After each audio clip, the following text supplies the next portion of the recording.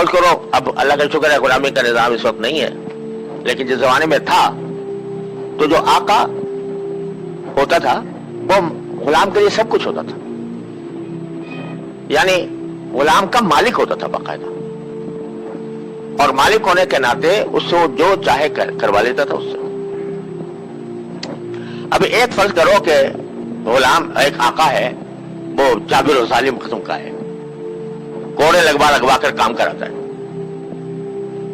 تو بندہ جو ہے وہ غلام اس کا کام تو پھر بھی کرے گا کیونکہ غلام ہے، لہذا کرے گا، چاہے خوشی سے کرے چاہے ناراضی سے کرے۔ وہ کوڑے مار رہا ہے، وہ ڈانٹ رہا ہے، ڈپٹ رہا ہے، اور یہ غلام ہے کہتا کرو یہ کام، تو ڈانٹ ڈپٹ کے کرائے گا تب بھی کرے گا، لیکن کرے گا کس طرح کہ اس کے دل میں کوئی ایسا جذبہ نہیں ہوگا کہ بھئی یہ ہے ہی میرا آقا تو میں اس کی ہر بات مانوں، لیکن کوڑا نظر آ رہا ہے، ڈنڈا نظر آ رہا ہے، تو اس کی وجہ سے وہ اس کے حکم کی تعمیل کر رہا ہے، دل میں کوئی محبت نہیں ہے اس کی، کیونکہ جابر ظالم ہے۔ اور ایک آقا وہ ہے جو صبح سے لے کر شام تک اس کا خیال رکھتا ہے، غلام کا اس بات کا خیال رکھتا ہے کہ اس کو کوئی تکلیف نہ ہو، یہ آرام سے رہے، یہ اس کو نیند بھی اس کی پوری ہو، اور کوئی کام اس کی مشقت کے ایسے مشقت کا نہ لوں کہ جو اس کے اوپر بھاری ہو جائے۔ پیار سے اس کو پکارتا ہے، پیار سے اس سے معاملہ کرتا ہے، پیار سے اس کو کوئی حکم دیتا ہے، پیار سے اس سے باتیں کرتا ہے۔ اب یہ آقا دیکھو اور اس کا غلام دیکھو، تو غلام جو ایسے آقا کا جو غلام ہوگا وہ اپنے آقا پر فریفتہ ہوگا یا نہیں ہوگا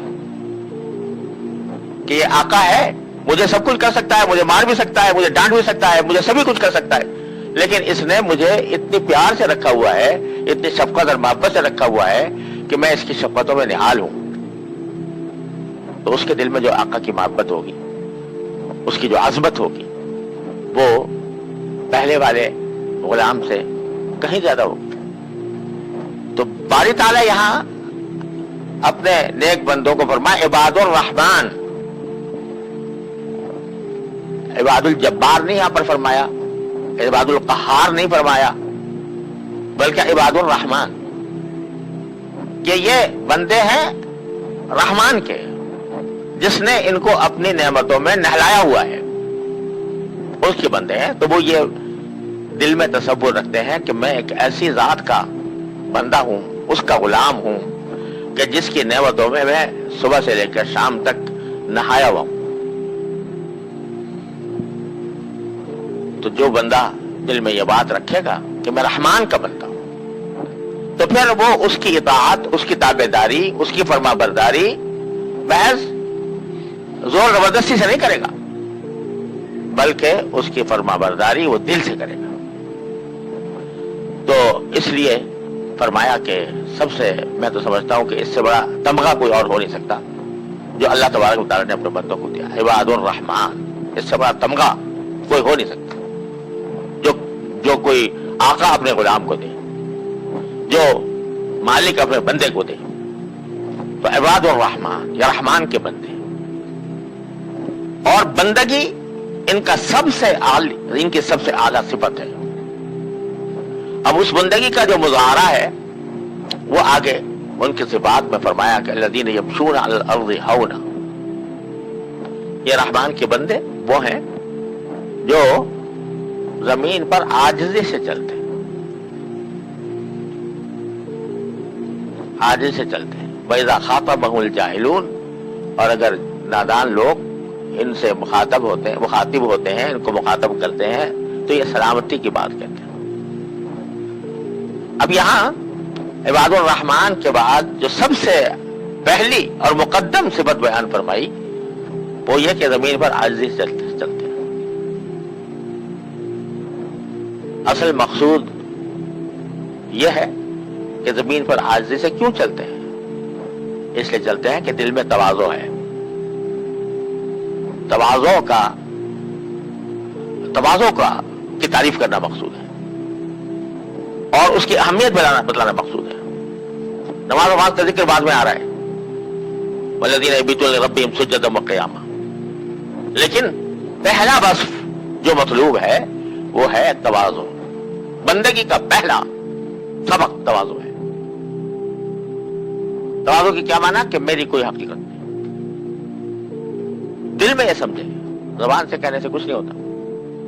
زبان سے کہہ دے کہ بھئی میں ناچیز ہوں, ناکارہ ہوں, اس سے کچھ نہیں. یہ تواضع نہیں ہوتی, صرف یہ تواضع نہیں ہوتی, صرف یہ. جب تک کہ دل میں بھی واقعی یہ بات نہ ہو کہ واقعی میں میری کوئی حقیقت نہیں, میں تو گندا قطرہ تھا اور اس قطرے کو ہی میرے مالک نے جو ہے وہ خون بنا دیا, اس کو لوتھڑا بنا دیا, اس کے اوپر ہڈیوں پہ گوشت چڑھا دیا. فانشأناه خلقا آخر, ہم نے ایک اور چیز ہی بنا دیا ان کو. فتبارک اللہ احسن الخالقین. تو آدمی کو اگر اپنی یہ حقیقت مستحضر رہے, یہ ہے تواضع. کہنے کو میں بھی کہہ دوں گا, ہر ایک آدمی کہہ دے گا بھائی باقی میں تو سمجھتا ہوں کہ میری کوئی حقیقت نہیں ہے, یہ ہے وہ ہے, لیکن دل میں جاگزین نہیں ہوتی یہ بات بغیر متواضع کی صحبت کے. دل میں جاگزین نہیں ہوتی, اپنے ہی کمالات میں گم رہتا ہے انسان. میں یہ ہوں, میں وہ ہوں, میرا علم دیکھو, میرا کمال دیکھو, میری تجارت دیکھو, میری دولت دیکھو, میرا مکان دیکھو, میری کار دیکھو, میرے اثرات دیکھو, میری شہرت دیکھو, لوگوں میں میری مقبولیت دیکھو. ان میں گم رہتا ہے انسان. عقیدے کے اعتبار سے کوئی پوچھے تو عقیدہ اس میں تو ہے عقیدہ کہ میری حقیقت کچھ بھی نہیں, جو کچھ ہے اللہ تبارک و تعالیٰ کی عطا ہے. عقیدہ تو ہے, لیکن عقیدہ اور چیز ہے, اور اس کا استحضار اور اس استحضار کے نتیجے میں اس کا زندگی کے اوپر عکس, یہ اور چیز ہے. عقیدہ بے شک ہے, اگر کوئی پوچھے گا تو یہ کہے گا کہ یہ میری حقیقت کچھ بھی نہیں. لیکن جس چیز میں دن رات گم ہے وہ کیا ہے؟ وہ یہی ہے نا, میں عالم ہوں, میری اتنی تصانیف ہیں, میرا اتنا بیانات ہیں, میرے اتنے لوگ گرویدہ ہیں, میرے یہ میری بات میں لوگوں کو اثر ہوتا ہے, لوگ میرے گرد گھومتے ہیں, چار دانگے عالم میں میرا شعرا ہے, اور میں تجارت میں کرتا ہوں تو تجارت میں میرا اعلیٰ مقام ہوتا ہے, تجارت میں میرا ایک اعلیٰ مقام ہے. میں کیا ہے سب لوگ میرے آگے. تو یہ دماغ جو ہے نا, وہ عقل تو کہہ رہی ہے کہ تو کچھ نہیں, لیکن دماغ جو ہے, جو انسان کا جو جذبات ہیں, عملی جذبات ہیں, وہ اس حقیقت کو پیچھے ڈال دیتے ہیں, اس پر پردہ ڈال دیتے ہیں, اور انسان اپنے ظاہری کمالات اور ظاہری خوبیوں کا مراقبہ کرتا رہتا ہے. مراقبہ کرنا تھا اللہ جل جلالہ کے انعامات کا, مراقبہ کرنا تھا اپنی کوتاہیوں کا. لیکن انسان جو ہر وقت اس مراقبے میں رہتا ہے, یہ میں نے کام اچھا کر لیا, یہ میں نے اچھا کر لیا, یہ میں نے اچھا کر لیا, میرا یہ کمال حاصل ہو گیا, مجھے یہ, اس کے مراقبے میں لگا ہوا ہے صبح شام تک. اس کا نتیجہ یہ ہے کہ اس کے جب تواضع حاصل نہیں, اپنے کمالات پر نظر ہے, اور کمالات پر ایسا ایک کمالات کو اپنے لیے ایک ایسی چیز بنا دیا کہ جس کی وجہ سے مجھے دوسروں پر فوقیت حاصل ہے, تو اب اس کا اثرات اس کی چال ڈھال پر بھی پڑتے ہیں. اس کے اثرات چال ڈھال پر بھی پڑتے ہیں. کہ جب چلے گا تو ذرا اکڑ کے چلے گا, یہ سمجھ کے چلے گا کہ میں بڑا ہوں, دوسرے چھوٹے ہیں, میں کامل ہوں, دوسرے ناقص ہیں, میں افضل ہوں, دوسرے مفضول ہیں. یہ کیا حقیقت کیڑے میرے سامنے پھر رہے ہیں؟ تو وہ اکڑ کے چلے گا, تو سینہ تان کے چلے گا. اور جس شخص کے دل میں تواضع عقیدتاً ہی نہیں بلکہ مراقبتاً بھی اس کے دل و دماغ پر چھائی ہوئی ہے, وہ اپنا کوئی کارنامہ اس کو اپنا کارنامہ نظر آتا ہی نہیں، تو وہ جب اس کے دل میں تواضع ہوگی، تواضع کی بنیاد پڑ چکی ہوگی دل میں، اور مراقبہ اس کا کرتا ہوگا، تو پھر اس کی چال ڈھال پر بھی اس کا اثر آئے گا۔ وہ کیا آئے گا؟ الذین یمشون علی الارض ہونا، کہ زمین پر وہ عاجزی سے چلتے ہیں۔ عاجزی سے چلنے کا معنی یہ نہیں ہے کہ بتکلف آدمی اپنے آپ کو عاجز بنا کے چلے۔ اگر بتکلف چلے گا تو یہ عین تکبر ہے، عین تکبر ہے، اور یہ عین ریاکاری ہے۔ لیکن عاجزی سے چلنے کا معنی یہ ہے کہ جب آدمی سمجھتا ہی اپنے آپ کو کچھ نہیں، تو یقین کرو جو صحیح متواضع ہوتا ہے وہ جب چل رہا ہوتا ہے تو جتنے آدمی نظر آ رہے ہوتے ہیں، اس کو جتنے نظر آ رہے ہوتے ہیں ان سے اپنے آپ کو کمتر سمجھتے ہیں۔ یہ لوگ تصور کرنا بعض اوقات مشکل ہو جاتا ہے، لیکن حقیقت یہی ہے کہ جتنے چل رہے ہوتے ہیں وہ ان سے اپنے آپ کو کیا سمجھتا ہے؟ کمتر سمجھتا ہے۔ جب کمتر سمجھ رہا ہے تو کیسے اکڑے گا؟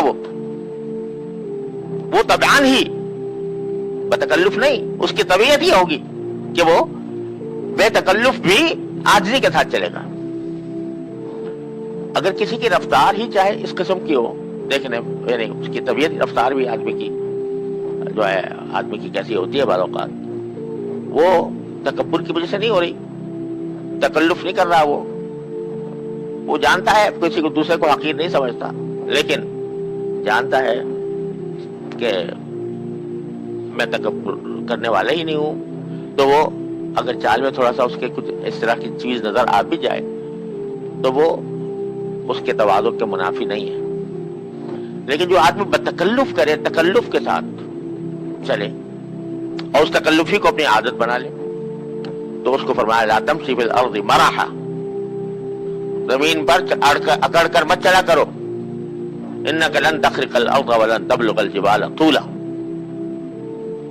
تو انسان کے اوپر تکبر کے جو اثرات ہوتے ہیں وہ بعض اوقات اس کی چال پر بھی آ جاتے ہیں، تو اس لیے فرمایا سب سے پہلی چیز کہ الذین یمشون علی الارض ہونا۔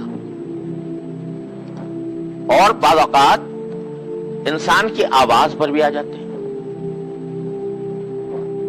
کہ جب طبیعت میں تکبر ہے، اپنے آپ کو دوسروں سے بڑا سمجھتا ہے، دوسروں کو حقیر سمجھتا ہے، تو زبان تو اس کے آواز بھی بلند ہو جاتی ہے، آواز بلند ہو جاتی ہے۔ چونکہ طبیعت میں تکبر ہے، ہر آدمی کو اپنے سے کمتر سمجھتا ہے کہ یہ بیوقوف ہے، میں عقل مند ہوں، سب بیوقوف ہے یہ جتنے بھی ہیں، اور میں عقل مند ہوں، میں جو بات کہوں گا یا جو بات سوچوں گا وہ ہی افضل ہوگی، اور باقی سب کی سب نیچے ہیں، سب نچلے درجے میں ہیں، کسی کی بات قابل قبول نہیں ہے، میری قابل قبول ہے، میں جو کہوں وہ سچ ہے، وہ حق ہے، اور دوسرے اگر اس کے خلاف کہہ رہے ہیں تو وہ پاگل ہیں، بیوقوف ہیں، بد سلیقہ ہیں۔ جب یہ تصور ہوتا ہے تو پھر آواز بھی بلند ہو جاتی ہے۔ تو حضرت لقمان نے جو اپنے بیٹے کو وصیت کی قرآن کریم میں سورہ لقمان میں، تو کیا کہا؟ وَاقْصِدْ فِي مَشْيِكَ وَاغْضُضْ مِنْ صَوْتِكَ، اپنی چال میں بھی اعتدال رکھو، یعنی تکلف نہ کرو، اعتدال رکھو، جیسی طبیعت ہے اس کے مطابق چلو، نہ تکبر نہ تواضع، یعنی دیکھنے سے تم اس طرح تم نہ تواضع تکلفاً اختیار کرو نہ تکبر اختیار کرو۔ وَاقْصِدْ فِي مَشْيِكَ وَاغْضُضْ مِنْ صَوْتِكَ، اور ساتھ ہی یہ بھی فرمایا کہ اپنی آواز کو پست رکھو، زور زور سے بولنا یہ اس سے منع فرمایا، وَاغْضُضْ مِنْ صَوْتِكَ۔ اور پھر آگے کتنی زبردست اس کی زور سے بولنے کی عادت ڈالنے کی جو تشبیہ دی ہے اللہ تعالیٰ نے، وہ کیا؟ ان انکر الاصوات لصوت الحمیر، ساری دنیا ساری مخلوقات کی آوازوں میں سب سے بھدی آواز جو ہے وہ گدھے کی ہوتی ہے، قرآن کہتا ہے، خوب تیز بولتا ہے، بہت یعنی بلند آواز سے بولتا ہے. تو فرمایا کہ تم آواز بھی پست رکھو. بقصد فی مشیک واغضض من صوتک ان انکر الاصوات لصوت الحمیر. آواز ذرا دھیمی آواز سے بولا کرو. بلند آواز سے چیخنا پکارنا چاہے برحقی کیوں نہ ہو یہ کوئی صحیح بندوں کا کام نہیں ہے. اللہ کے بندوں کا کام یہ نہیں. اگر یہ تیز آواز سے بولنا کوئی باعث فضیلت ہوتا, کوئی اچھی بات ہوتی, تو پھر تمہیں اللہ تعالیٰ اس کی مدح فرماتے. لیکن یہاں آہستہ آواز کی جا رہی ہے اور مثال بھی دے دی کہ گدھے کی طرح نہ بولا کرو. یہ علامت ہے. عاجزی سے چلنا, دھیمے انداز میں گفتگو کرنا, یہ علامت ہے دل میں تواضع کی شمع روشن ہے اس کی. اس لیے پہلا کام جو ہے عباد الرحمن کا اللہ تعالیٰ نے یہ بتایا, الذین یمشون علی الارض ہونا. یہ میں یعنی بات کہنے کو کہہ رہا ہوں, لیکن یہ حاصل ہوتی ہے بڑے مجاہدوں سے. یہ بات کہ آدمی اپنی حقیقت کو سمجھے کہ میں کچھ بھی نہیں ہوں. جب انسان کو کوئی اوصاف دنیا میں عطا ہو جاتے ہیں, اللہ تعالیٰ کی عطا سے ہو جاتے ہیں. کوئی اعلیٰ درجے کا عالم بن گیا, کوئی اعلیٰ درجے کا ڈاکٹر بن گیا, کوئی اعلیٰ درجے کا انجینئر بن گیا. اب یہ تو نہیں کہہ سکتا وہ کہ بھئی یہ میرا یہ یعنی اپنے کمال کی نفی تو نہیں کر سکتا. کوئی کہے میں عالم نہیں ہوں, عالم تو خیر طالب علم نہیں ہوں, میں نے درس نظامی نہیں پڑھا ہے, یہ تو نہیں کہہ سکتا نا, جھوٹ تو نہیں بول سکا. لیکن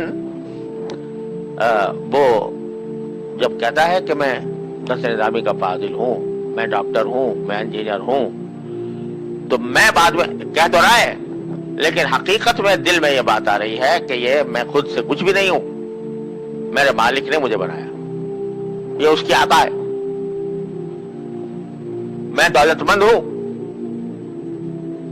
تو یہ خود سے نہیں ہوں, یہ اللہ تبارک و تعالیٰ کی عطا ہے.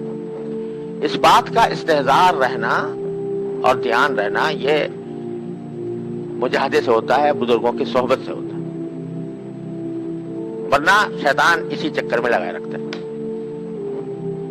کوئی اگر پوچھے تو کہے جی مجھے تو پکی بات ہے, مجھے عقیدہ ہے, میرا یقین ہے کہ میں کچھ بھی, میری حقیقت نہیں ہے, جو کچھ ہے اللہ تعالیٰ کی عطا ہے.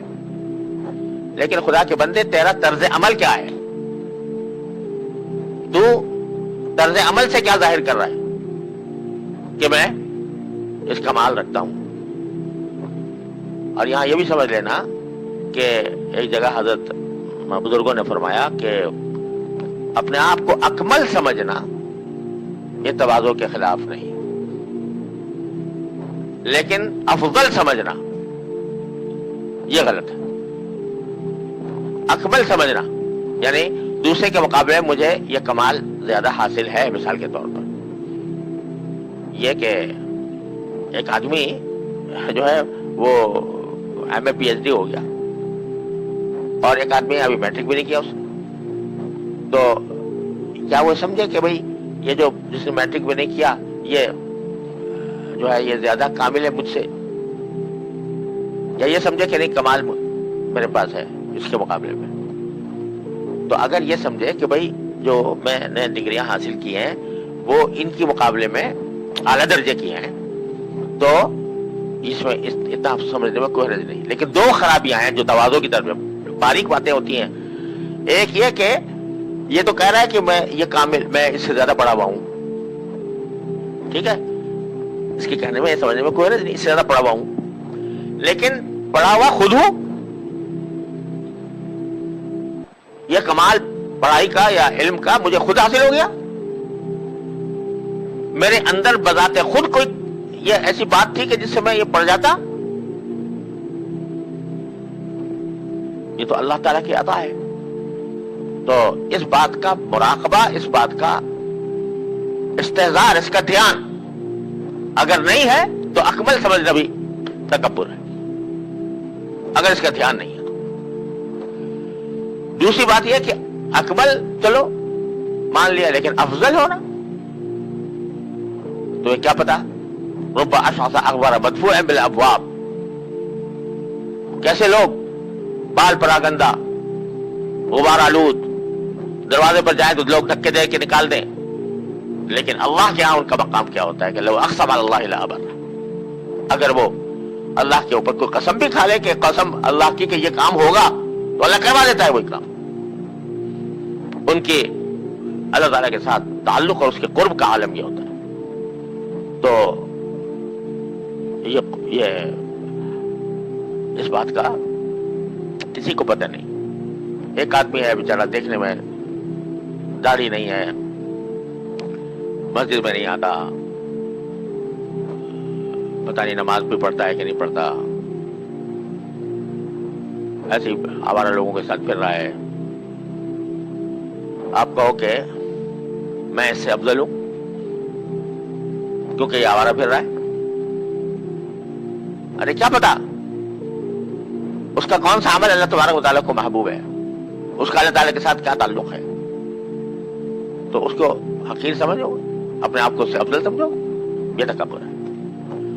تو بھائی پہلی صفت جو اللہ تعالیٰ نے عباد الرحمن کی بیان فرمائی وہ ہے الذین یمشون علی الارض ہونا، یعنی تواضع. اپنی حقیقت سامنے رکھو، تم تھے کیا اور کیا ہو. اپنے قوت بازو سے ہو گئے، اپنے ذاتی کمالات سے ہو گئے، یہ اللہ تعالیٰ کی عطا سے ہوئے. تو اس بات کا جب آدمی مراقبہ کرتا ہے، دھیان دیتا ہے، تو پھر اللہ تبارک و تعالیٰ اس کے دل میں وہ تواضع کا پیدا فرما دیتے ہیں جو مطلوب ہے. اور پھر دوسرا بس اس کا بیان فرمایا ان کا کہ اذا خاطبهم الجاہلون قالوا سلاما،